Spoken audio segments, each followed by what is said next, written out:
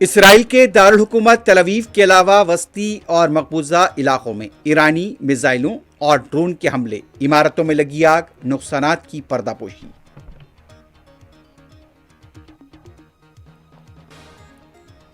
عراق کے دارالحکومت بغداد کے گرین زون میں امریکی سفارت خانے پر حملہ، حزب اللہ نے مقبوضہ اسرائیلی علاقوں پر کی میزائلوں کی بارش۔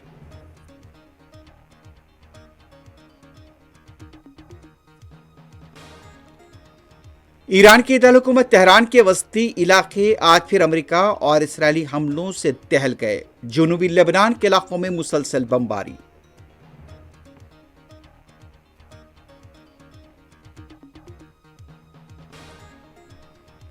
ابو ظہبی کے آئل فیلڈ پر حملے کے بعد لگی آگ، آج صبح میزائل کا ملبہ گرنے سے ایک شخص کی موت۔ دبئی ایئرپورٹ پر طیاروں کی آمد و رفت بند۔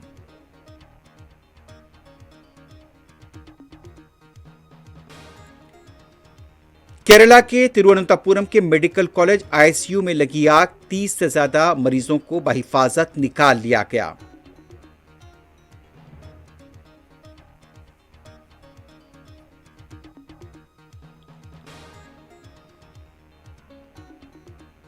حیدرآباد کے نواحی علاقے ایل بی نگر میں حقہ سینٹر پر دھاوا، 30 سے زیادہ نوجوان گرفتار۔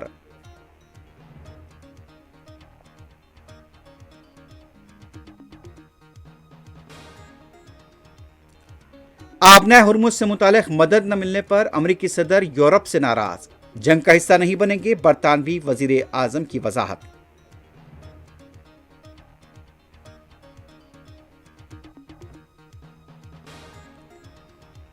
اور کابل کے ہاسپٹل پر پاکستان کا حملہ، 400 افراد کی ہلاکت کا خدشہ، خطے میں ایک بار پھر کشیدگی۔